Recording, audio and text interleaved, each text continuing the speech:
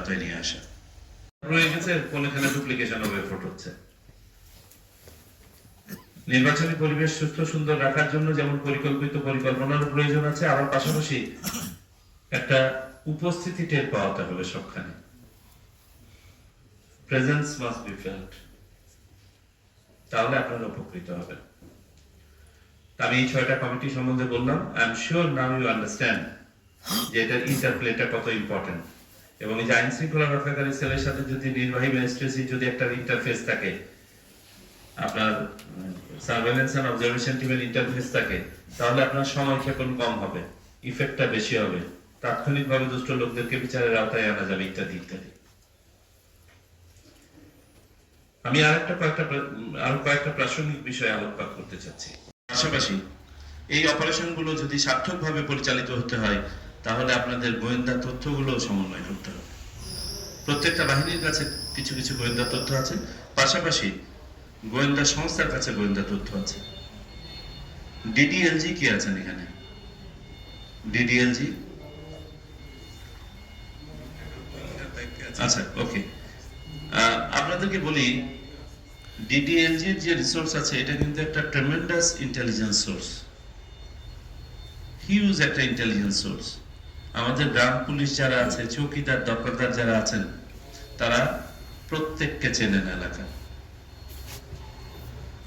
তাদের track record সম্বন্ধে জানেন, অ্যান্টিসিডেন্ট সম্বন্ধে জানেন।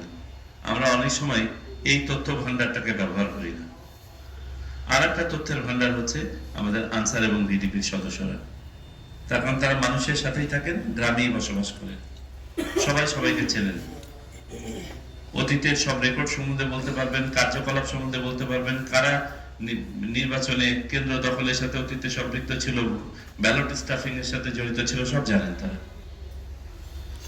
আপনারা যদি এই দুইটা সোর্সের তথ্যকেও আইন শৃঙ্খলা রক্ষাকারী সেলে নিয়ে এসে সমন্বয় করেন, অনেক ভালো ফলাফল পাবেন যৌথ বাহিনী অপারেশনে। তাহলে অবজেক্টিভ যৌথ বাহিনী অপারেশন পরিচালনা করতে পারবেন এবং সাকসেসফুল হওয়ার সম্ভাবনা বেড়ে যাবে।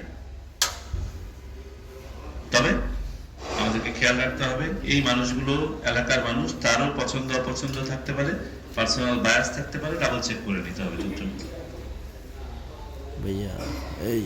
তো যেটা বলছিলাম, আইন শৃঙ্খলা রক্ষা সেলে এই গোয়েন্দা তথ্য বা ইয়েগুলো সমন্বয় করতে হবে। তবে গোয়েন্দা তথ্য যেমন আমরা বেসিক প্রিন্সিপালই হচ্ছে নিড টু নো বেসিসে এটা শেয়ার হবে। সবার সব তথ্য নিয়ে এসে মানে টেবিলে উত্থাপন করবে, ব্যাপারটা এরকম নয়।